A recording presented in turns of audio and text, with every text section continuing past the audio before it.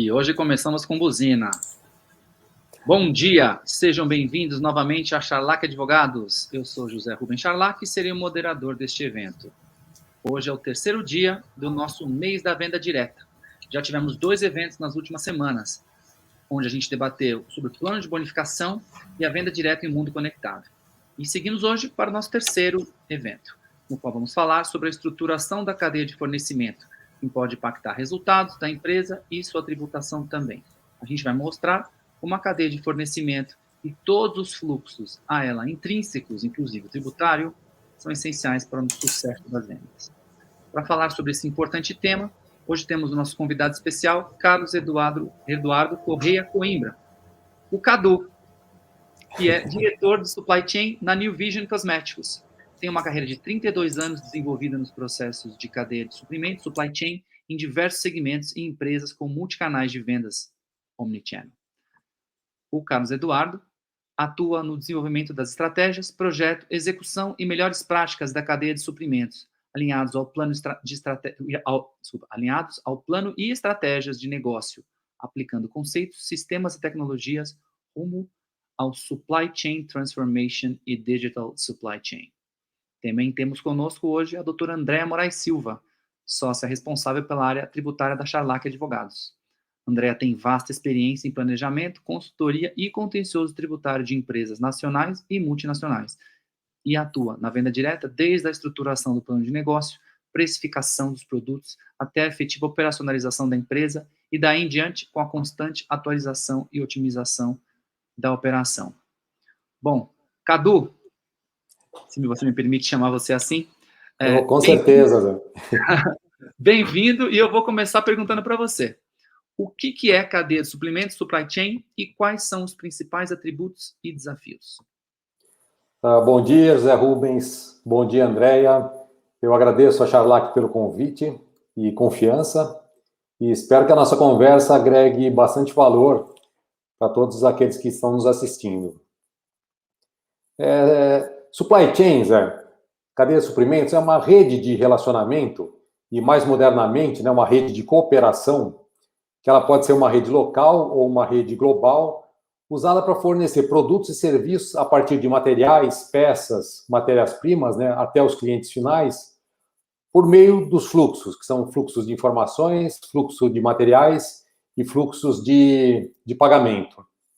Então, se a gente pensar na cadeia mais simples, né, ela é composta de um fornecedor, o produtor que está no meio, né, a empresa núcleo, e o consumidor final. E por que ela existe? Porque existe uma demanda desse consumidor por um produto e uma expectativa de um serviço também associado a esse produto, né? E a logística faz parte disso. Então, existe a logística de suprimentos, que vem a partir dos fornecedores, a logística interna, que está dentro da empresa, principalmente na armazenagem e manufatura, a logística de distribuição para os consumidores e a logística reversa, que faz o retorno de materiais, né? E no produtor há uma transformação que vai gerar esse produto, esse serviço para o cliente final. Então, quando você fala de cadeia de suprimentos, é um processo, uma área que está além da empresa. Então, ela não fica só na barreira da empresa. E quais são os desafios de supply chain? Se você tem uma demanda por um produto, o desafio é você equilibrar essa demanda com a tua oferta e atender as expectativas que o teu cliente tem com relação ao teu serviço associado a esse produto. E na transformação, né, na fábrica, na produção desse produto, nessa formulação, nessa realização do serviço, você tem que ser extremamente eficiente para você garantir a tua sustentabilidade e ser de menor custo, para você aumentar o teu lucro. Então, dessa forma, você vai estar aumentando a tua eficácia e esse é o grande desafio da cadeia. Basicamente, existem 4 fluxos. Um fluxo de informação, que ela vem nos dois sentidos, né? Fornecedor, produtor e consumidor, ela anda dos dois lados. O fluxo de materiais que vem dos fornecedores para até o consumidor, um fluxo de pagamento que vem do consumidor até passar pelo produtor e para o fornecedor, e o fluxo reverso de produto. E aqui eu quero colocar mais dois fluxos extremamente importantes quando a gente fala de supply chain, que é o fluxo do pedido, que ele tem que ser conhecido em detalhe todas as atividades no fluxo de pedido, e o fluxo fiscal. Porque se você tem um fluxo de materiais, você automaticamente tem um fluxo fiscal associado. Ou seja, se há uma movimentação de material, há uma transação fiscal correspondente, né? Só que essa rede, ela é muito simples, mas na prática, as redes elas são muito mais complexas, com várias camadas, vários participantes e múltiplos canais. Então, não é difícil de você encontrar uma rede com o teu fornecedor, os teus fornecedores, você como empresa núcleo ou produtor, aí você tem uma outra camada de centros de distribuição, outras varejistas, franqueados, distribuidores, na venda direta o consultor, até que chegue no consumidor. Então, além disso, o número de participantes. Então, você tem muito facilmente 200, 300 fornecedores, inclusive importação. Tem fornecedores que você importa materiais e matérias-primas. Na fábrica, você pode ter uma fábrica, você pode ter a tua fábrica, você pode ter uma fábrica no exterior, você tem N terceiros também trabalhando para você, e por aí vai. Então, aumentando as camadas e o número de participantes, você torna essa gestão da cadeia de suprimentos extremamente complexa. E como é que a gente desenvolve os trabalhos em supply chain? Como é que a gente define as estratégias de supply chain? A estratégia de supply chain vem a partir das estratégias de negócio.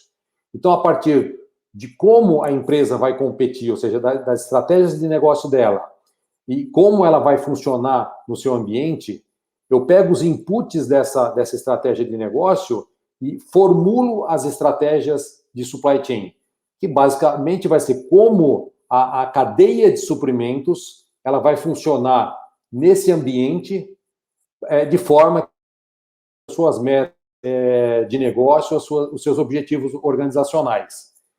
Então, a supply chain, eu não crio uma estratégia, eu desenvolvo a partir dos inputs que vêm das estratégias de negócio. E o sucesso dos projetos de supply chain, eu sempre coloco 4 fatores que são igualmente importantes para que a gente tenha sucesso em um projeto de supply chain. Primeiro, tem que ter um projeto de supply chain. A implementação dos projetos tem que ser também com excelência. A execução dos planos, das atividades, tem que ser feitas com muita disciplina.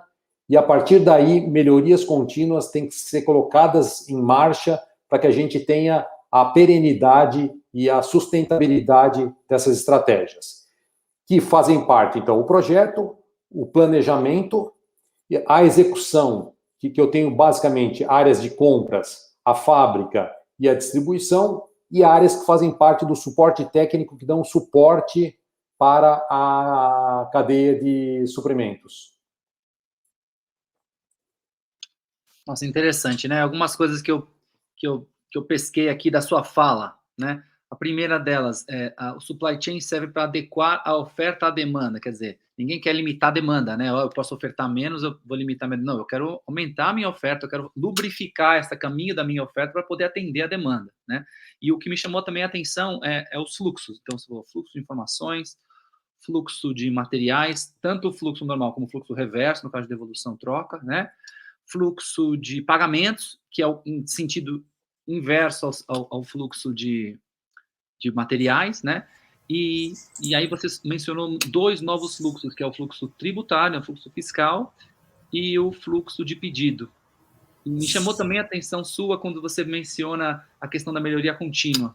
também me chamou muito a atenção, e o alinhamento, obviamente, à estratégia de negócio da empresa, né? E aí, indo nessa linha, Cadu, me diz uma coisa, assim, pelo que eu vi, são muitos fluxos, são muitas facetas do supply chain, então a gente consegue apontar, assim, as principais áreas de integração do profissional do supply chain? O profissional de supply chain, ele é, na realidade, um maestro, né? Ele não é dono de nenhuma área, mas ele tem que interagir com várias delas, né? Então, primeiro, a área de vendas, né? Então, sem contar a área de vendas, onde a venda do produto, do serviço acontece, é super importante que supply chain tenha excelente relacionamento com marketing e desenvolvimento de produtos. E por que também desenvolvimento de produto? Porque você faz a introdução do produto novo dentro da cadeia, através de um processo do New Product Introduction, né? Então, é super importante a integração também com o desenvolvimento. Outra área de extrema integração é a área de TI, porque hoje os projetos de supply chain são muito voltados à implementação de sistemas e tecnologias. Então, você tem que ter o TI do lado para trabalhar junto na implementação dessas tecnologias.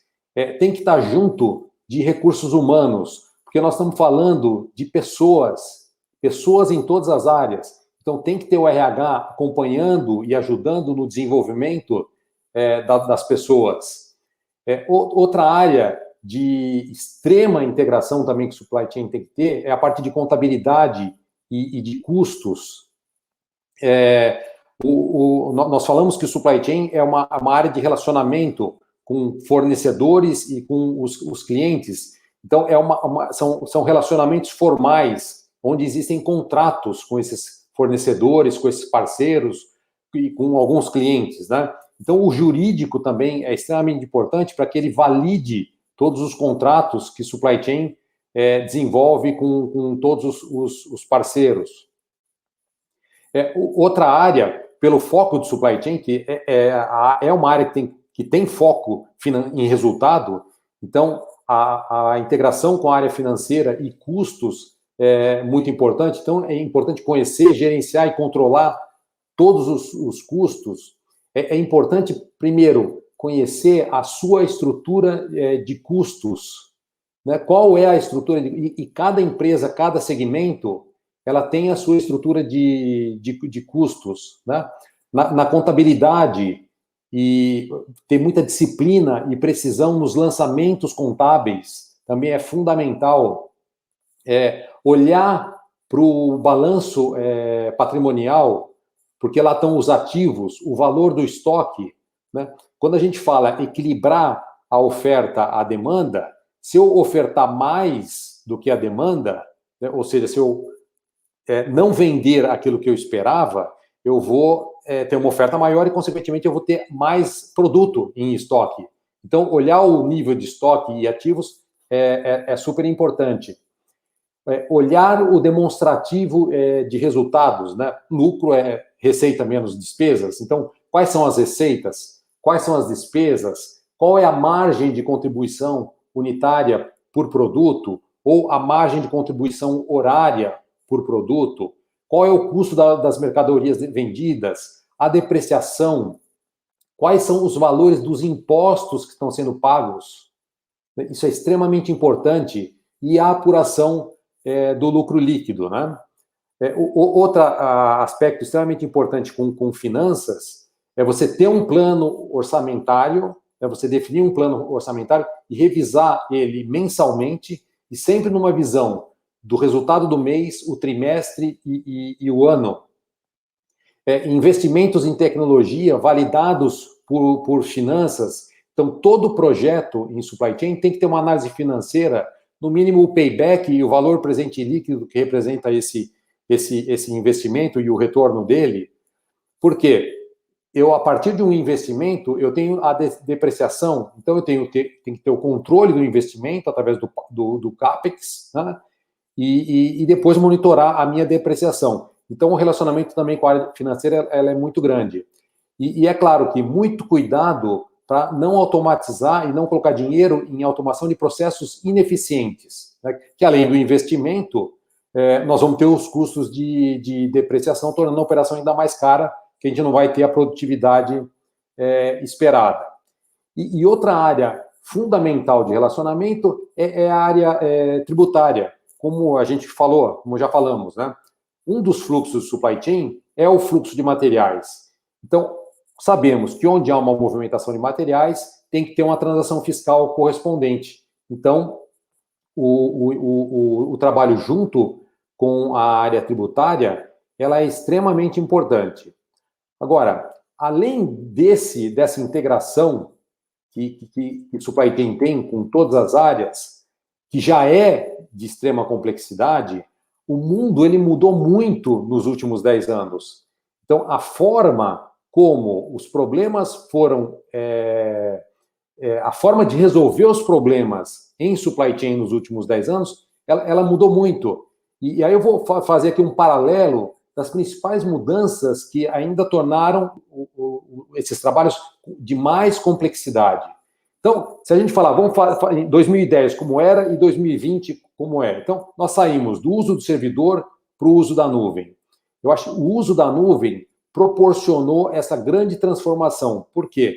Permitiu a captura e o processamento de dados de grandes volumes e com grande velocidade. Então, eu acho que a mudança para a nuvem permitiu muito da transformação que a gente está vivendo em supply chain hoje. Então, e essa é a segunda grande mudança, né? O uso de megadados. Há 10 anos atrás, a gente pouco conseguia trabalhar com dados ou com grandes volumes de dados, porque não era possível pelo processamento, que não se tinha a capacidade de processamento. Então, em supply chain, usar o Big Data, né, usar os dados, permite a gente ter um supply chain analytics.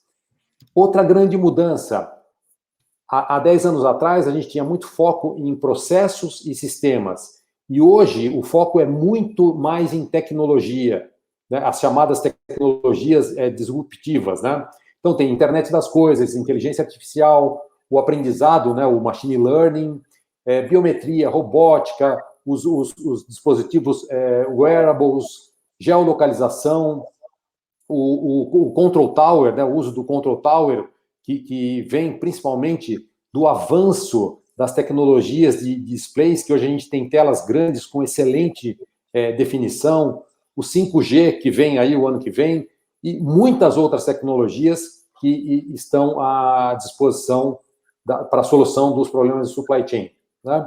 A outra mudança é sair do modelo de forecast driven, ou seja, modelos baseados em previsão, que são altamente suscetíveis às variações de 25% a 35% em bens de consumo, e ir para o sistema demand driven, ou seja, eu capturo a informação da venda e tomo a decisão cadeia acima, né? Isso faz com que a gente saia do modelo empurrado para o modelo puxado, que é o Lean Manufacturing, sistema Toyota de produção, enfim, né? Outra mudança que teve extremamente importante.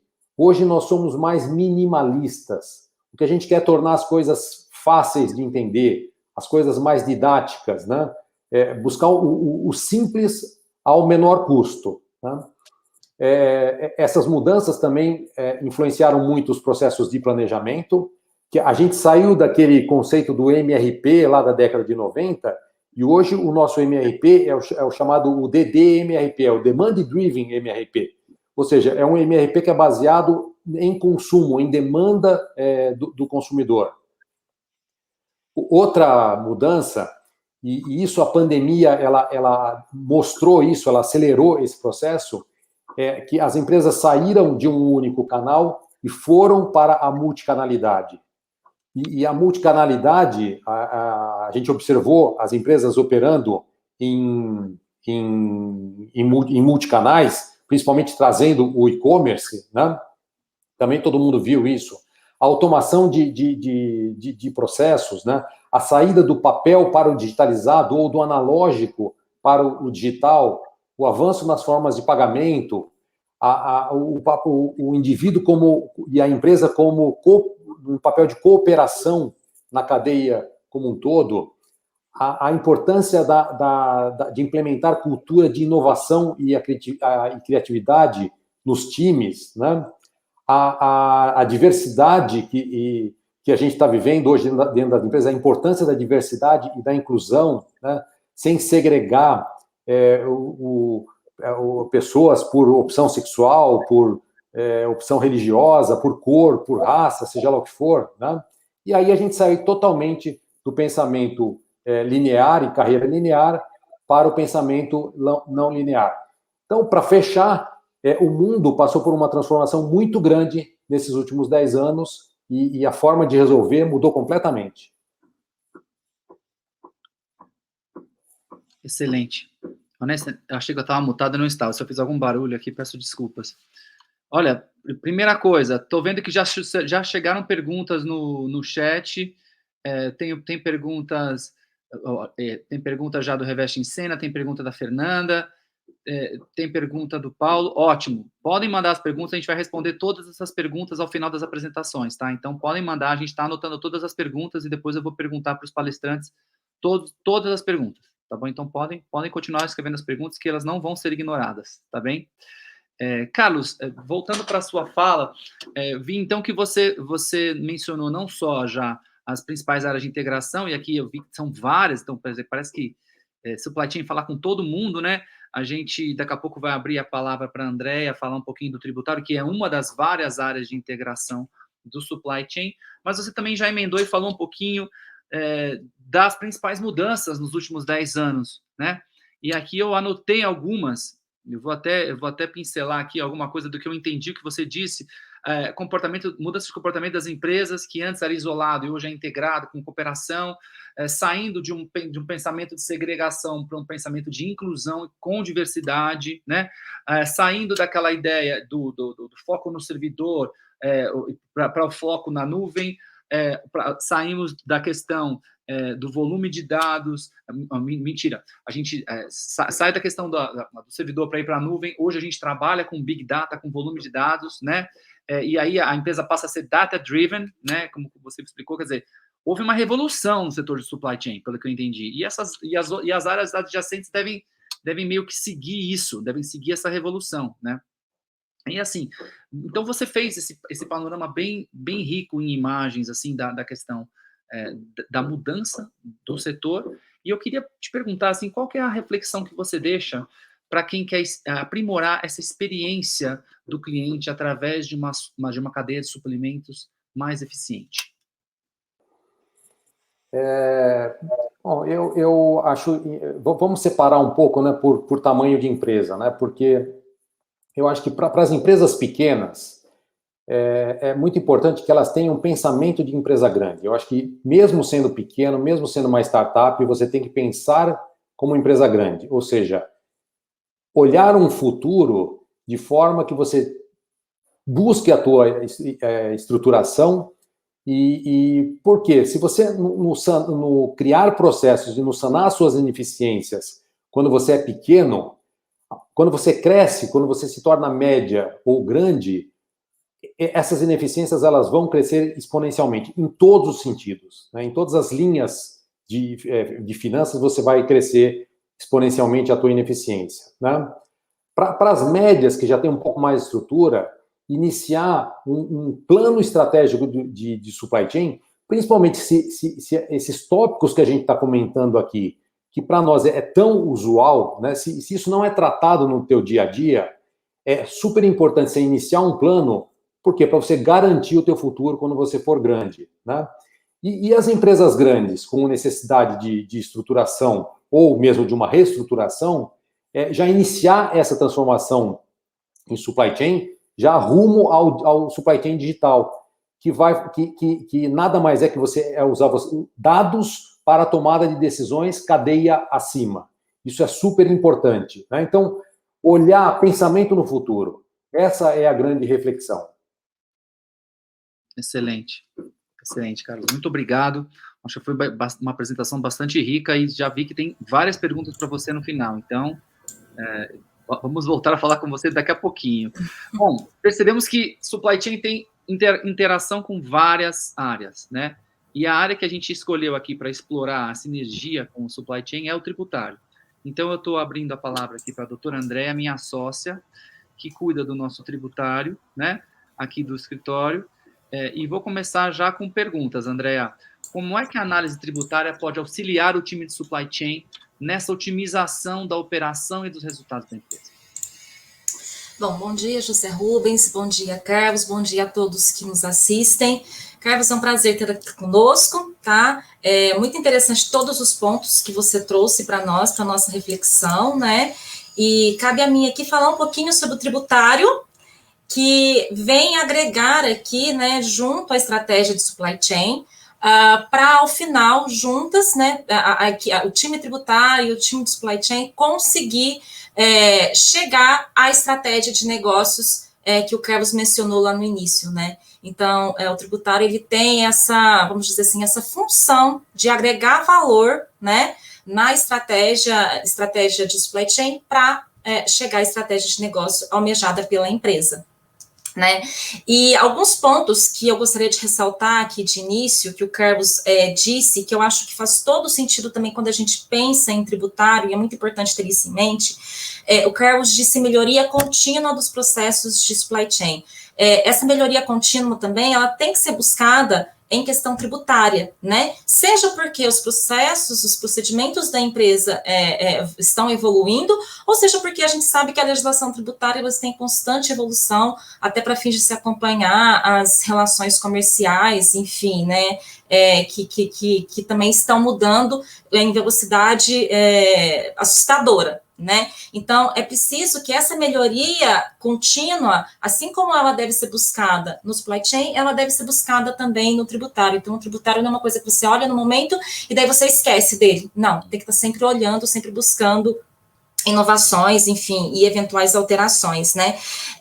E outra coisa que me chamou atenção também na fala do Cadu, foi que ele disse para as empresas que estão iniciando a operação, ou pequenas empresas, né, buscar sempre a eficiência supply chain, para não se acostumar, vamos assim dizer, com a ineficiência. Eu acho que esse mesmo pensamento vale aqui para a questão tributária, né, a gente buscar, na medida do possível, porque a gente sabe que nem sempre é possível implantar determinadas questões tributárias de imediato, mas na medida do possível, buscar essa eficiência tributária desde o início, né? E nesse sentido, o tributário, ele conversa com o supply chain em todos os momentos, né? Desde o início de estruturação, implantação da cadeia de supply chain, até o acompanhamento, até o dia a dia da empresa, né? Então, são inúmeros pontos de convergência que eu vou trazer aqui, são alguns exemplos, né, mais práticos que a gente vê, mas não se restringe a isso, José Rubens, aqui, a sinergia entre tributário e supply chain, tá? O primeiro exemplo que eu trago é a identificação da carga tributária mais eficiente, né? Não é novidade que a legislação tributária é super complexa, e não é raro a gente ver benefícios, incentivos fiscais que ficam meio que ali escondidos, nesse emaranhado tributário, né, de legislação tributária que a gente tem, e que só uma análise mais profunda da legislação realmente vai trazer à tona, né? Há também benefícios fiscais que a gente sabe que podem ser concedidos por meio de regimes especiais, termos de acordo firmado com os estados, né? E nesse sentido, um ponto importante que às vezes passa desapercebido pelas empresas é que quando a gente fala de análise tributária, tem alguns gatilhos que nos chamam a atenção, né, em que se deve focar a análise tributária. Alguns desses gatilhos são objetivos, estão relacionados aos produtos ou à operação da empresa, e outros gatilhos são subjetivos, né, está relacionado à atividade da empresa, à posição da empresa na cadeia de fornecimento, né. Tentando exemplificar esses gatilhos, vamos pensar, por exemplo, aqui no convênio 142 de 2018, esse convênio, ele trata das regras gerais de substituição tributária, né, e relaciona quais produtos podem ser incluídos na substituição tributária. Então, suponhamos que dentre esses produtos tem um produto alimentício cujo modo de produção seja fritura, ou seja, o convênio determina que os estados podem incluir na substituição tributária o produto Y produzido frito, né? E a empresa em questão, a empresa A, comercializa esse mesmo produto, entretanto, na modalidade assado.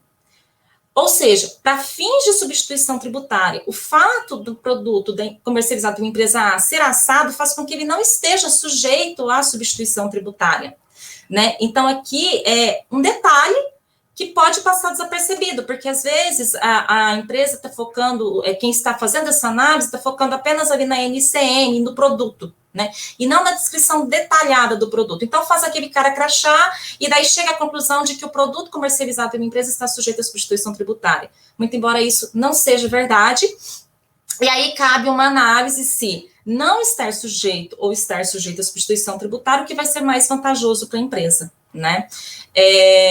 Outro exemplo que a gente pode trazer aqui, havia um consenso, né, de que a empresa adquirir o produto com o ICMS retido pelo fornecedor, em se tratando de uma operação interna, podia ser vantajoso, né, porque você matava, vamos assim dizer, a cadeia de incidência do ICMS no fornecedor, né? Mas a gente sabe que os estados ressuscitaram o ICMS complemento, né, que é devido quando há uma diferença entre a base de cálculo presumida do ICMS recolhido pelo fornecedor e a base de cálculo real, ou seja, o efetivo preço de venda do produto ao consumidor final, né? Então, quando tem essa diferença de preço, de base de cálculo, é devido ao ICMS complemento.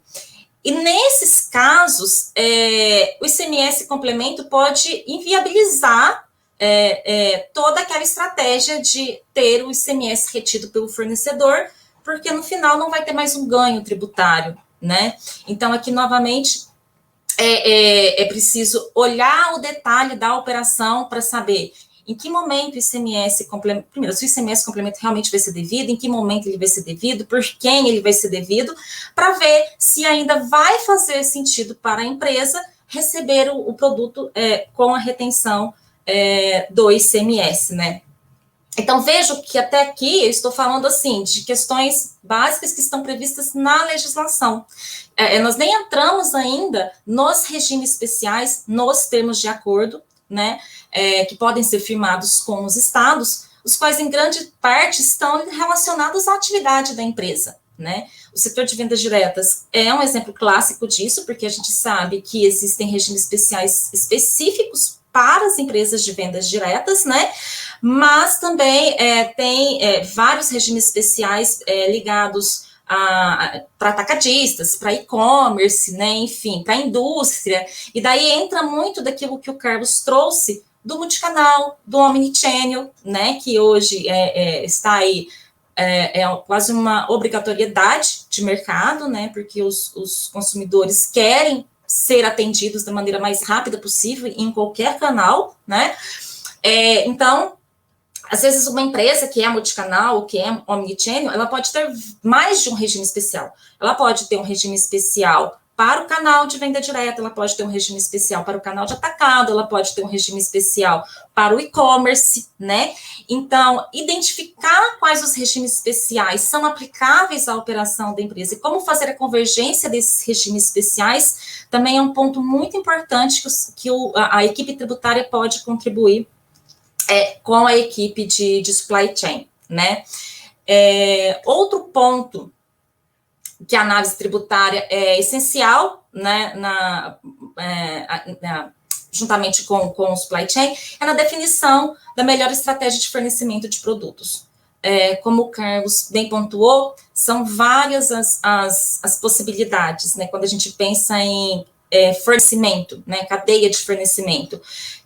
Então, eu tenho, para as empresas que é possível isso, a importação, e dentro ali do núcleo importação, eu tenho importação própria, importação por encomenda, importação por conta e ordem, né? Eu tenho aquisição no mercado nacional, e dentro desse núcleo eu posso ter a aquisição full service, ou industrialização por encomenda, eu posso ter ainda a industrialização por conta própria, né? Então, analisar quais os impactos tributários de cada uma dessas modalidades de fornecimento de produtos ou de insumos é de extrema importância para que a empresa defina, né, o que é mais vantajoso, o que faz mais sentido para ela, né? E aqui o time tributário vai dar inputs, né, os inputs necessários para simulações de custos, de margem de contribuição, de margem de lucro, né, para que ao final a empresa veja qual que é o cenário mais vantajoso e mais alinhado com a sua estratégia de negócio que nós falamos lá no início, né?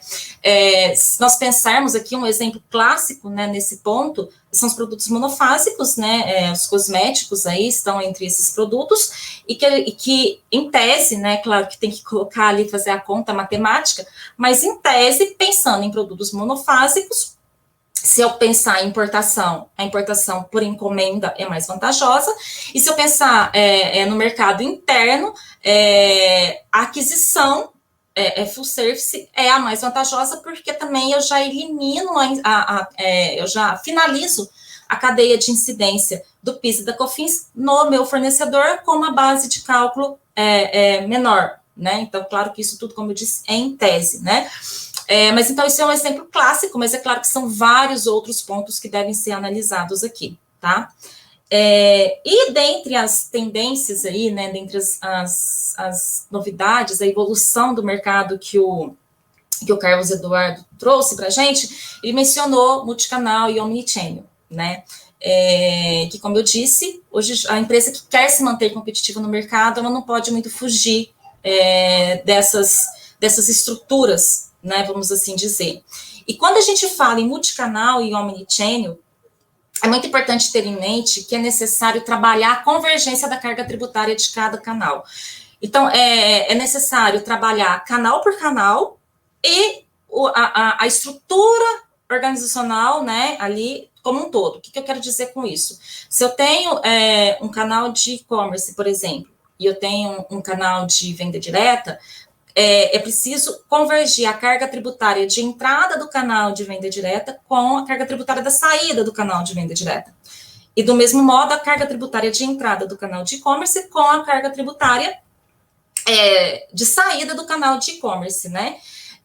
Porque a gente sabe que quando, por exemplo, se fala em revenda, que geralmente é a modalidade mais utilizada na venda direta, né? Muito embora a gente saiba que hoje não seja só essa, a gente fala de ICMS-ST, da saída, né? Por outro lado, quando eu falo de comércio eletrônico, de e-commerce, eu estou falando de consumidor final e, portanto, incide o DIFAL na saída do produto, né? Então, são coisas totalmente distintas e que permite certo planejamento tributário em relação à substituição tributária, por exemplo, né? Então, é muito importante fazer essa análise por canal e também tentar convergir a carga tributária como um todo na medida do possível, né? E aqui, o time tributário entra muito também na análise de ônus e bônus, né? Porque, às vezes, o fato de você ter um ganho tributário não vai te permitir, por exemplo, ser uma empresa omnichannel. Você vai continuar no multicanal, né? Que a gente sabe que o multicanal, os canais, eles não se interagem, né? Cada canal segue separado e o consumidor final sente esse trânsito entre um canal e outro, né?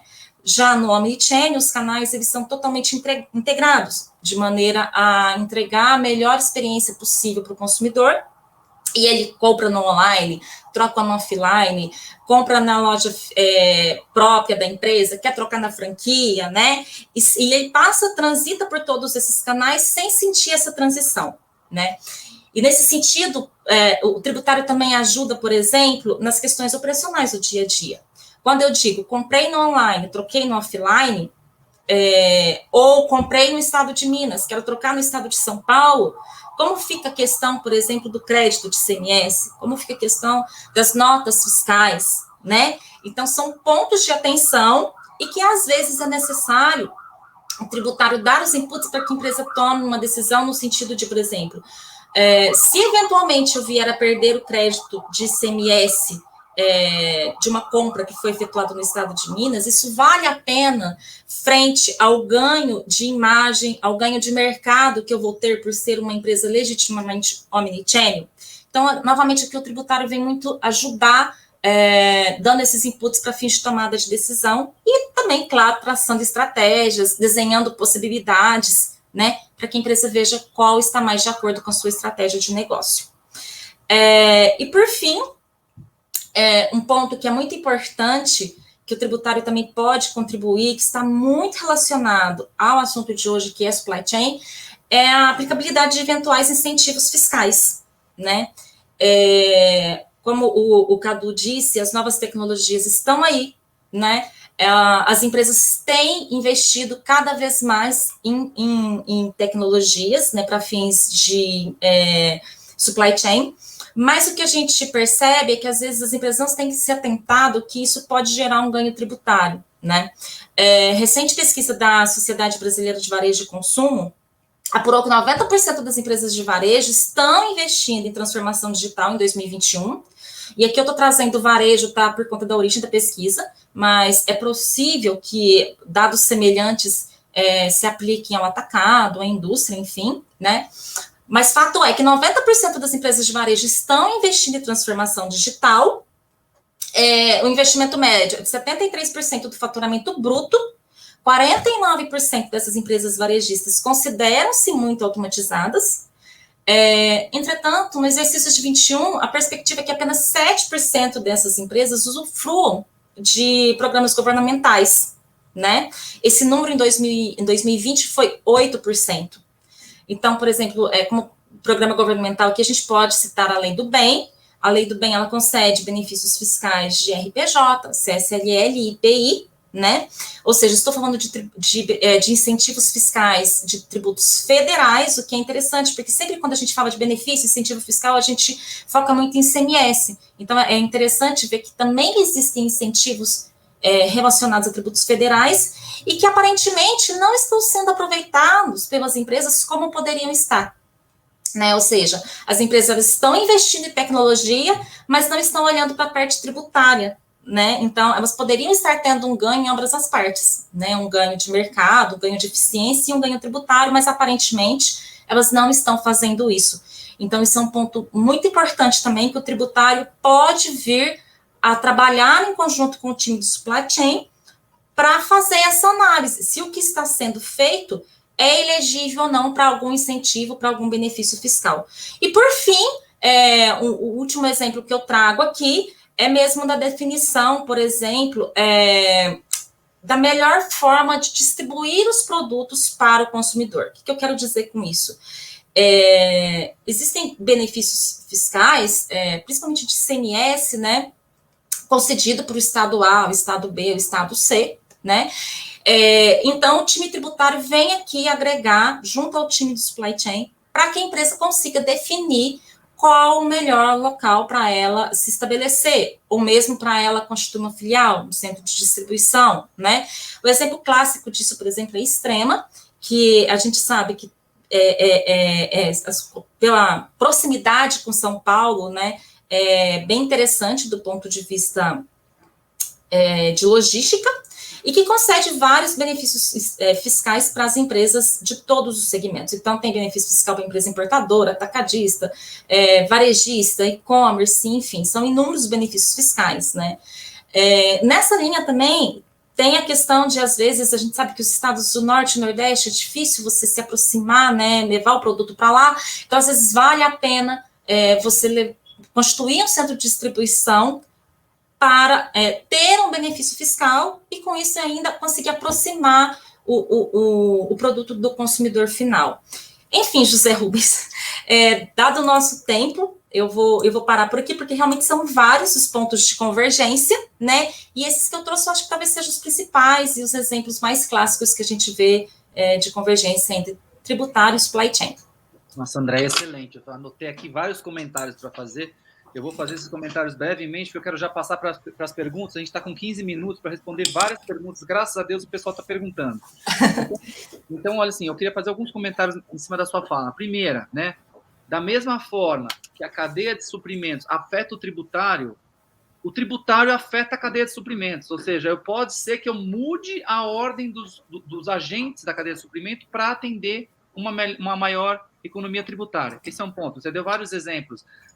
Aqui a gente pensa importação de um jeito ou de outro, por conta e ordem, encomenda, importação direta, ou então fabricação, então industrialização por encomenda, remessa por conta e ordem, e assim vai, né? Uhum. Outra coisa que eu queria pontuar na sua fala, foi ótima, aliás, é que existem 3 grandes blocos de tributos para a gente olhar aqui quando a gente pensa em cadeia de suprimento. Ao passo que a gente, quando está pensando numa transação de M&A, compra de empresa, venda de empresa, incorporação, a gente pensa em IR e CSL. Quando a gente pensa em cadeia de suprimento, em estruturação ou reestruturação da cadeia de suprimento, a gente pensa em ICMS, a gente pensa em PIS e COFINS e a gente pensa em IPI, né? ICMS, a gente, principalmente, o principal pensamento aqui é a ST, a substituição tributária. Dependendo da ordem que você está na cadeia, tem ST ou não tem ST, ou você tem um benefício ou você tem um malefício com a ST, né? PIS e COFINS, se o seu produto é monofásico, só a primeira pessoa da cadeia paga, né? IPI, se as empresas são... Se eu revendo produto importado, eu tenho IPI. Se eu sou, de repente, um encomendante, eu vou ter uma situação de IPI diferente ou não. Talvez vai ter mais do ICMS, PIS e COFINS de novo, né? IPI vale na questão da interdependência das empresas, né? Se eu estou vendendo para uma empresa ligada, para uma empresa que tem a relação de interdependência, eu vou ter IPI na outra ponta. Então, são esses os pontos são esses os peões que a gente manipula aí quando a gente pensa em como tributar influência à cadeia de fornecimento. E, finalmente, fazendo o seu último gancho, e o gancho que você fez quando você falou da lei do bem, que é a lei de inovação, tem a ver com a fala também do Cadu, que o Cadu mencionou também a questão da melhoria contínua, né, que é um dos pontos fortes de um supply chain integrado, um supply chain moderno, né? E eu queria, e você também mencionou, André, que grande maioria das empresas que investem em tecnologia, investem em inovação, não usufruem dos benefícios fiscais federais correspondentes, né? E aqui eu queria trazer o conceito de inovação, porque inovação, muita empresa fala assim, não, mas o que eu estou fazendo não é inovação tanto assim, não é suficiente inovação para eu pleitear o benefício. Olha só o conceito da lei, tá? Inovação é um novo produto ou um novo processo produtivo ou uma melhoria num produto ou processo existente, da qual resulte ganhos de eficiência que, por sua vez, resultem numa maior competitividade da empresa no mercado. Simples assim. Qualquer melhora que você faça, qualquer investimento que você faça aqui em uma melhora de produto ou processo interno, vale. Né?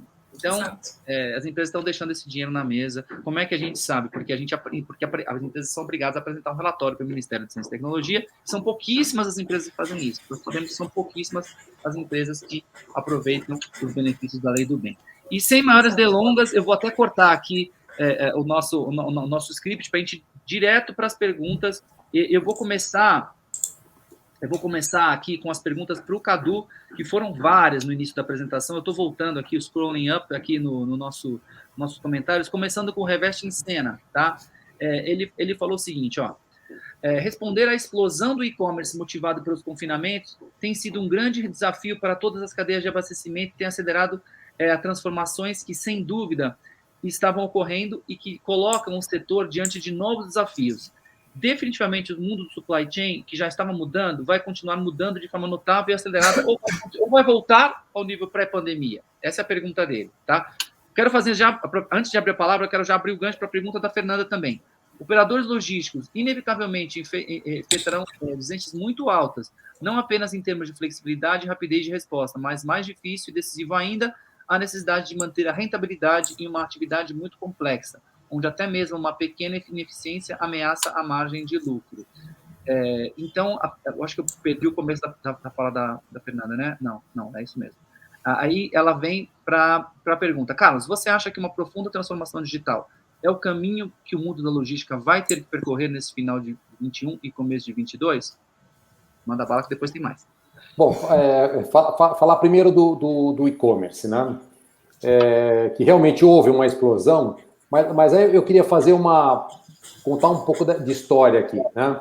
Eu, em 2017, Zé, eu estava no Vale do Silício, num evento de supply chain de uma semana que eu passei por lá, então eu vi o que estava acontecendo em supply chain em 2017.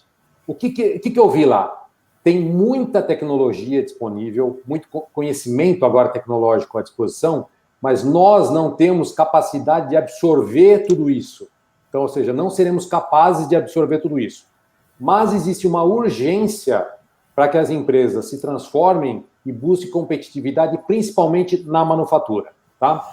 O que aconteceu? A pandemia, ela acelerou alguns processos. Então, o e-commerce foi um deles. Por quê? A empresa ela não conseguia vender no varejo, né, o varejo presencial, E aí a venda pelo e-commerce foi o grande... A pandemia acelerou um processo. Agora, claro que isso trouxe complicação para as cadeias de suprimentos, porque a operação do e-commerce exige... Ela é muito específica, e aí vai no sentido operacional e também no sentido tributário, né? Mas acelerou. Mas o erro que a gente está vendo é que as empresas acham que ter o e-commerce, ela é uma empresa digitalizada, ela é digital, aliás, né? Ela fala, pô, agora eu sou digital. Não, o e-commerce ele apenas digitalizou a empresa. Tem uma distância muito grande entre a digitalização e a empresa realmente digital. Então, não vai voltar a ser o que era antes da pandemia, porque ela acelerou alguns processos, mas tem muitos outros conhecimentos e outras tecnologias que a empresa tem que implementar por conta do tempo que a gente precisa para assimilar o que essas tecnologias têm a oferecer. Então, é um processo contínuo de mudança. Então, jamais vai ser pré-pandemia, não tem isso. É um processo constante que a pandemia acelerou algumas coisas, né? E na pergunta do operador logístico, sim, realmente vai ser um desafio ainda maior para os operadores logísticos, e principalmente no sentido da cooperação, porque o operador logístico ele é parte da cadeia de fornecimento das empresas. Então, é importante ter a cooperação, ter a troca de informações neste mundo digital que a gente está entrando, né? Trocar informações, ter cooperação, e um desafio que está lá dentro do operador logístico, redução de custo. Então, estruturas de pessoas, estruturas muito carregadas em operadores logísticos vão oferecer custos muito altos e certamente vai afetar o custo total da cadeia. E aqui esse é o meu principal ponto de atenção. Custo adequado para o operador logístico e conhecimento para a logística de distribuição nos principais, para todos os canais de vendas. Perfeito, Cadu. Eu vou seguindo na linha das perguntas e vamos responder todas, como eu disse, nem que a gente passe o tempo, tá? Mas vamos lá. Vou seguindo na linha como elas foram digitadas aqui no chat. Próxima pergunta é do Paulo Marino Marquina. Ele diz o seguinte: pelo exposto, fica claro para mim que o sucesso de um projeto de supply chain está ligado diretamente ao planejamento estratégico, inclusive com inserção do Lean, onde os desperdícios seja de qualquer origem, serão combatidos e eliminados ou reduzidos, o que se chama de melhoria contínua. Eu acho que isso aqui é um comentário, né? Porque não tem pergunta. Você quer fazer um comentário em cima, Cadu? Não, porque o Paulo ele chamou a atenção de um ponto extremamente importante, né? Nós colocamos, né, que a estratégia de supply chain ela vem a partir das estratégias de negócio. E existe a situação que a empresa ela tem dificuldade até para conhecer e às vezes ela conhece de uma forma informal, né, porque está na mão no pensamento do fundador, né, do presidente, sobre as estratégias, mas ela tem dificuldade de formular e desdobrar essa estratégia. Então, é importante que ela conheça a sua estratégia, e se ela não conhecer, é importante ter um profissional que ajude a empresa a descrever e rever essa estratégia, e esses inputs da estratégia de negócio são os inputs para a supply chain e no desenvolvimento das estratégias de supply chain. Assim como a Andrea colocou muito bem, o tributário traz inputs extremamente importantes para o desenho do projeto da cadeia. A gente sabe, como ela falou, o posicionamento de centros de distribuição dependem de uma análise tributária, de uma recomendação tributária. A decisão de ter ou não uma fábrica também depende de uma análise tributária. O que vale mais a pena, ter uma fábrica ou contratar um terceiro para produzir? Isso muda completamente os impostos que são pagos em toda a cadeia, né? Então, sim, é importante ter uma estratégia definida, até para facilitar o trabalho do profissional de supply chain no projeto e no planejamento e execução da estratégia de supply chain. Muito obrigado, Cadu. Vamos lá, próxima pergunta é da Fernanda Spardoni Zalabato. Para Andrea. Andrea, um bom planejamento tributário nas aquisições, com o devido suporte de profissionais especializados, auxilia de maneira direta no processo de tomada de decisão por parte dos gestores e, consequentemente, proporciona melhores negócios. André, para tudo caminhar junto, o tributário e o supply chain tem que começar desde o pré-planejamento ou tem uma etapa específica para ambos caminharem juntos? Bom, Fernanda, eu acho que não tem uma etapa específica. O quanto antes esses dois times começarem a trabalhar junto, melhor. Eu vou te dar um exemplo. Às vezes, o tributário, os inputs tributários são importantes até para a empresa definir qual vai ser o portfólio dela. Um exemplo clássico: perfume e água de colônia. Então, se você tem um público-alvo, e o público-alvo está diretamente relacionada com o preço-alvo, às vezes a carga tributária entre perfume e água de colônia é extremamente diferente. O perfume tem uma carga tributária muito mais alta, né, principalmente em relação ao IPI. Então, assim, talvez não, o tributário às vezes pode ser decisivo nesse ponto para você entender se você vai comercializar perfume ou se você vai comercializar água de colônia, por exemplo, né, um exemplo clássico, né? O tributário também pode dar inputs até para fins de definição de quem vai ser o fornecedor do produto, né? Como eu disse, qual a estrutura de fornecimento desse produto. Então, assim, quanto antes os times começarem a trabalhar em conjunto, melhor. Essa é sempre a orientação, e é sempre o melhor caminho. Porque eu acho que depois evita que tenha atritos, sabe? Que tenha que se rever, porque você trabalha, chega num ponto que você fala assim, puxa, o tributário vai inviabilizar o negócio. E daí você tem que voltar, retomar a análise. Então, é importante que o tributário participe desde o primeiro momento do projeto. Nossa, que verdade. Falou tudo, André, é isso mesmo. A gente fala, começa o quanto antes. Obviamente, não. Eu quero montar uma empresa de venda direta. Como é que não? Não é essa hora, é depois, né? Quando eu estiver começando a concretizar a minha ideia, o que eu quero oferecer de produto, é aí que entra e concordo com tudo que o André disse. É exatamente isso. Eu só queria reforçar isso, viu, Zé Rubens? Super importante. Concordo plenamente. Bom, mais uma pergunta para a Andréia aqui. O Reveste Insana pergunta o seguinte: o desconhecimento de regimes fiscais e as constantes mudanças legislativas e de jurisprudência podem prejudicar a capacidade de controlar os custos de cumprimento das obrigações fiscais e avaliações para os tributos e multas. Andréia, como mensurar no planejamento estratégico a questão tributária? Eu acho que isso está muito em linha com a pergunta da Fernanda. E por isso que, né, aqui vendendo peixe, é importante ter um profissional tributário que realmente conheça a legislação, que realmente saiba identificar os gatilhos que vão ser aplicados àquele negócio, àquele produto, àquele canal de venda, porque a legislação tributária, ela é dinâmica. Então, além dela mudar diariamente, e eu não estou sendo exagerada quando eu digo isso, porque todo dia a gente tem uma instrução normativa da Receita, a gente tem uma solução de consulta, a gente tem entendimentos, né, e legislações surgindo aí diariamente, além da jurisprudência dos tribunais administrativos e judiciais, que também mudam constantemente, né?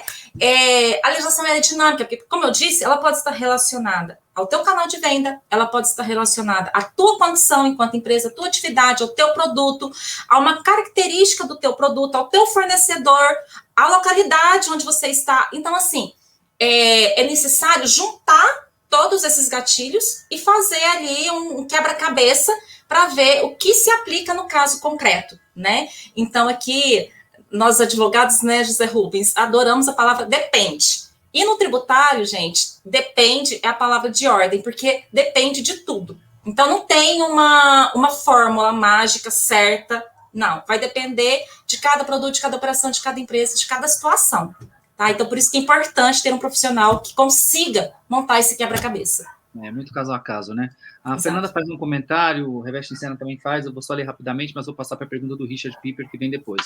Que é a seguinte, a Fernanda fala assim, conduzir uma rotina de gestão tributária dentro da empresa, independente do porte ou segmento que ela atua, é importante para garantir que todas as particularidades de sua atividade, cidade, estado, regime tributário, estejam levadas em consideração. E ela menciona que ela está em Nova York, ela menciona aqui na cidade de Nova York que eles são bem rígidos. O Reveste em Cena parabeniza a sua apresentação, Andréia, e o Richard pergunta o seguinte, Andréia, analisando pelo prisma da gestão de compras, um dos principais problemas enfrentados atualmente pelo setor reside na dificuldade de interpretação e aplicação das variáveis tributárias sobre o preço de compra, tendo em vista o complexo sistema tributário brasileiro. E eu acho que daí já me emenda uma pergunta para o Carlos, né? Só fazendo um comentário aqui no comentário, estou vendo que a Richard não faz uma pergunta, ele faz, na verdade, um comentário, né? Uhum. O que a gente percebe aqui no nosso dia a dia, né, Andréa, se você, acho que você concorda comigo, que muito do nosso trabalho é dar um impulso tributário para a precificação de produto, né? Sim. E muitas vezes, e quando a empresa de venda direta tem catálogo, os preços finais variam de acordo com a carga, né? Então, eu tenho um preço no Nordeste, eu tenho um preço no Sudeste, eu tenho um preço no Norte, quando, na verdade, até o preço varia por estado, mas as empresas acabam trabalhando médias para chegar num preço médio, seja por região e, às vezes, preço médio Brasil. E aí, essa é uma das muitas dificuldades de se trabalhar com catálogo hoje em dia, porque depois sabemos hoje que a base eleita para o ST de vários estados é preço de catálogo, né? Mas, às vezes, o catálogo... às vezes não, muitas vezes o catálogo nem reflete a realidade. Isso é uma outra discussão que não é para hoje, mas, assim, realmente existem várias variáveis que afetam o preço de compra, e um dos trabalhos que a gente faz é justamente esse, de dar um impulso tributário para a precificação, né? Você quer falar? Pode falar.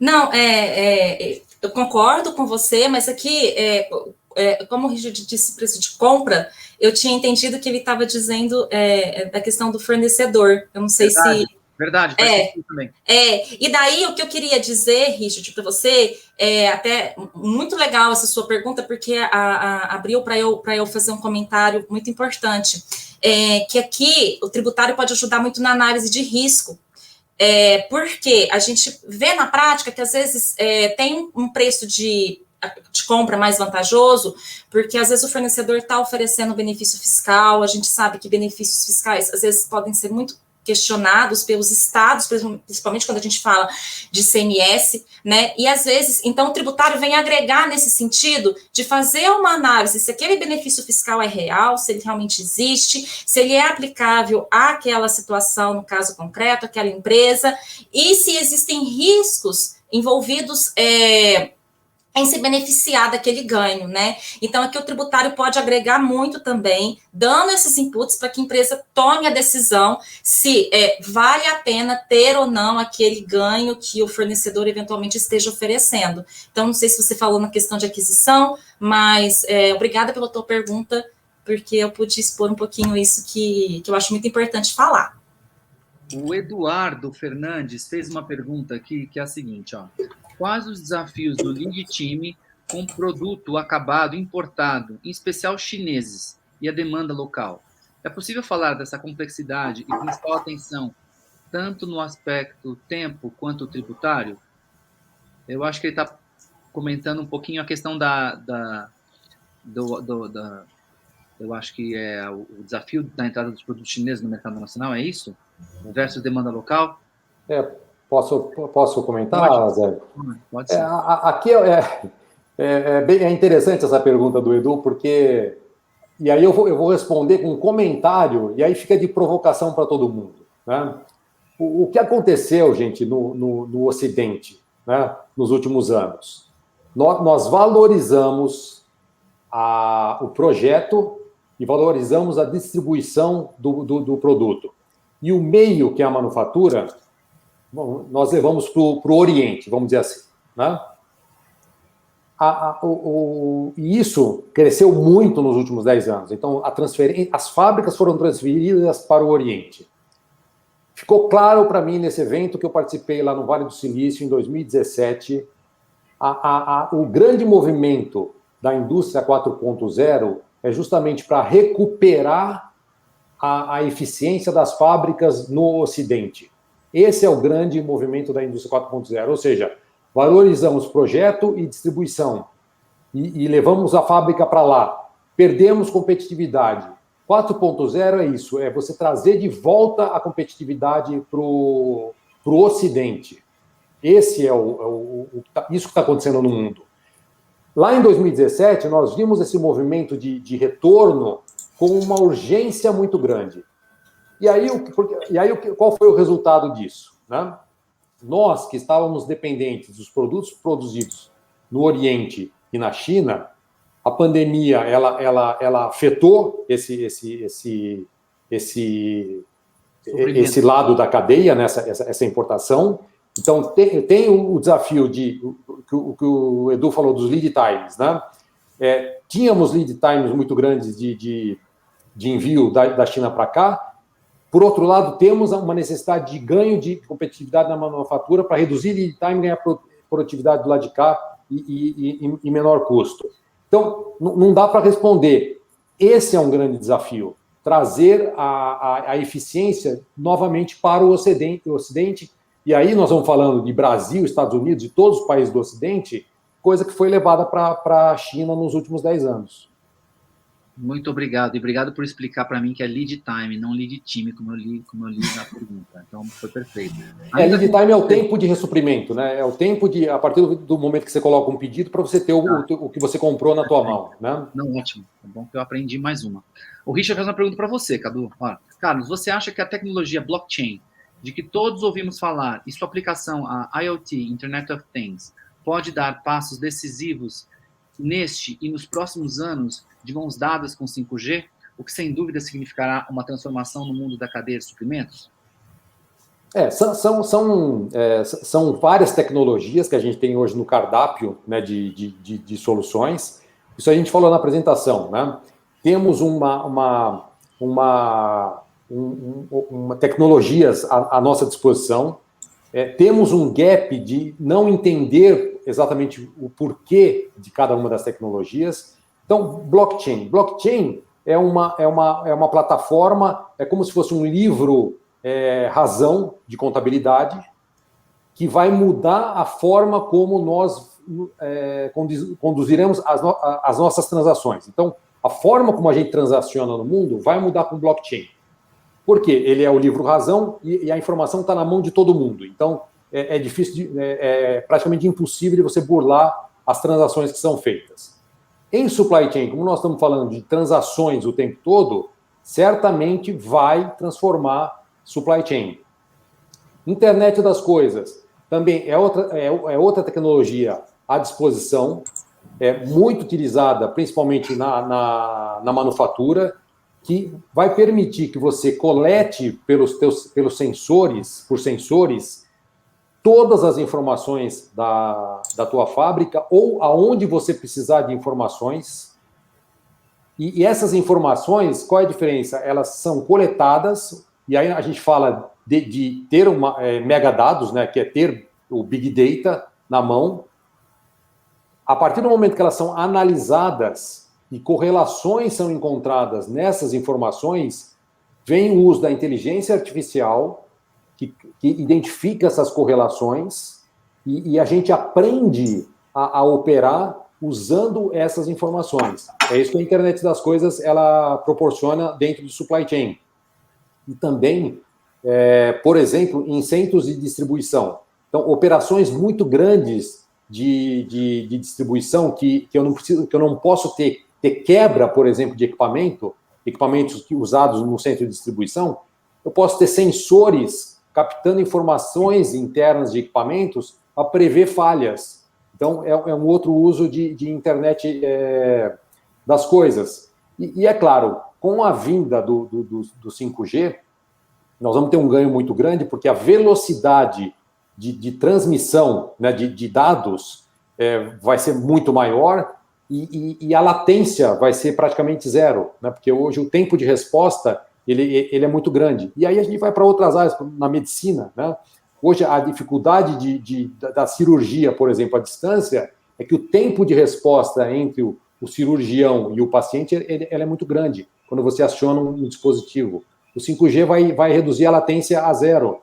Então, certamente, com o 5G, vai ser um outro patamar de coleta e troca de informações. Então, são tecnologias que estão à disposição. A minha sugestão é, antes de falar, vou colocar blockchain, vou colocar a internet das coisas, analisa o teu negócio, vê exatamente aonde está o teu problema, faz uma análise de risco nos teus processos, que processos são de alto risco hoje para você, e aonde você tem possibilidade de trazer mais dinheiro para o teu negócio, onde você vai reduzir a tua despesa, o teu custo, para aumentar o teu lucro. E prioriza e aí implementa as tecnologias que realmente vão trazer mais retorno para a empresa. Excelente, Cadu. Só um comentário aqui, eu prefiro que o meu médico me opere presencial ainda, se Deus quiser. Eu não vou querer saber de 5G na minha operação. Mas, Zé, você sabe que, bom, não sou médico, né, mas o pouco que eu li sobre isso, né, quando você manipula um robô, né, o robô ele tem um movimento, se você falar uma mão, né, de um robô, né, o robô ele consegue fazer movimentos 360 graus, enfim, ele não tem limitação, né, de giro, por exemplo, né? Então, nesse ponto, o robô ele é mais eficiente do que o ser humano, porque o ser humano ele tem a limitação, por exemplo, de um giro de uma mão, né, numa cirurgia. Então, se o robô, com a latência zero, ele responde exatamente ao movimento que o médico colocou, você vai ter certamente uma cirurgia mais eficiente, né, de menos risco para o paciente. E aí, se tiver algum médico assistindo aí, faz um comentário, mas do pouco que eu li, o robô, no movimento, ele é mais eficiente desde que ele responda de acordo com o que o médico está colocando. Entendi, uau. Ó, temos agora, olha só, a próxima pessoa que comentou aqui é o nosso palestrante da semana que vem, nosso convidado especial da semana que vem, que é o Marcelo Pinheiro. Bom ver você por aqui, Marcelo. Obrigado por prestigiar a gente.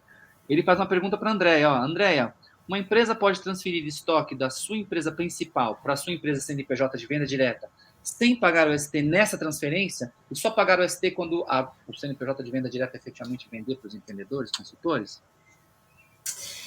Bom, primeiro quero dar um olá para o Marcelo. Marcelo, obrigado por estar aqui assistindo a gente. E a semana que vem estaremos aqui novamente, né? Respondendo a tua pergunta, Marcelo, regra geral, tá? Quando o estabelecimento destinatário é atacadista, a gente não faz a ST, porque esse estabelecimento vai ser o substituto tributário, tá? Então, regra geral, você só vai ter ST no estabelecimento remetente quando o destinatário for varejista. Então, pode ocorrer? Pode. Depende aqui se a gente vai estar vendo a modalidade que a empresa de venda direta atua. Ela atua na modalidade de intermediação ou ela atua na modalidade de revenda, né? Ela faz a venda direta para o consumidor final, ela faz para revenda. Então, tem que analisar isso. Tem que analisar eventuais regimes especiais, porque também, regra geral, os regimes especiais trazem regras sobre a transferência de produtos entre empresas. Então, tem que ver se tem algum regime especial aí no meio do caminho, tá? Eu só vou chamar a atenção aqui um pouquinho, cuidado, a gente tem que ter um certo cuidado com transferência, porque a gente sabe que o STF decidiu que não incide ICMS na transferência de mercadorias, né, entre estabelecimentos de uma mesma empresa. Os estados ainda não estão aplicando esse entendimento, porque a gente tem um embargo de declaração pendente aí, né? Então, todos os estados já se manifestaram que, por enquanto, continuam incidindo o ICMS, mesmo porque está em voga a modulação de efeitos da decisão do STF. Mas, então, eu só vou deixar esse alerta aqui. Cuidado com transferência por conta dos impactos tributários que isso pode gerar para a empresa, impactos tributários negativos, inclusive. Então, tem que ter esse cuidado. Perfeito. Nós temos vários comentários aqui, eu não vou ler porque a gente já estourou o tempo. Eu vou direto para a pergunta que a Amanda Macedo fez para o Cadu. Mas só que antes de fazer a pergunta, a Fernanda já comentou aqui que é isso mesmo que você falou, Carlos, que ela é médica e é isso mesmo que você falou. Amanda pergunta o seguinte, o que é supply chain, e-commerce e indústria 4.0? Acho que a gente já comentou bastante sobre isso, né? O supply chain é a cadeia de suprimentos, o e-commerce é um canal, mais um canal de vendas dentro de uma cadeia. O que é o 4.0 dessas coisas? O que é o 4.0 dessas coisas? E a indústria 4.0, também quando eu fiz o comentário da minha experiência lá no Vale do Silício, na minha visão, nada mais é do que um esforço gigantesco para trazer eficiência, produtividade e competitividade para a indústria do Ocidente. Ou seja, esse movimento que foi feito da fábrica na China, isso tem que voltar para que a gente tenha mais eficiência do nosso lado, e esse é um grande desafio para todo mundo. Tornar a cadeia toda a cadeia de valor do projeto até a entrega de altíssima eficiência. Eu acho que esse é o desafio que todos nós estamos vivendo. Perfeito. Muito obrigado Olha, eu quero agradecer aos nossos palestrantes de hoje, quero agradecer demais vocês que participaram, mandaram comentários, mandaram perguntas, foi super ativo, isso para nós é super bom, porque fica um evento muito mais discussão do que exposição, e é para isso que a gente está aqui. E, enfim, agradecemos pelo dia de hoje, estouramos aí em 15 minutos, peço perdão, e ficamos ainda, a semana que vem vai ter o nosso quarto dia. Tem aqui um comentário do escritório aqui, dizendo que ainda dá para se inscrever para o evento da semana que vem, tá bom? Muito obrigado por hoje, e um abraço e até logo.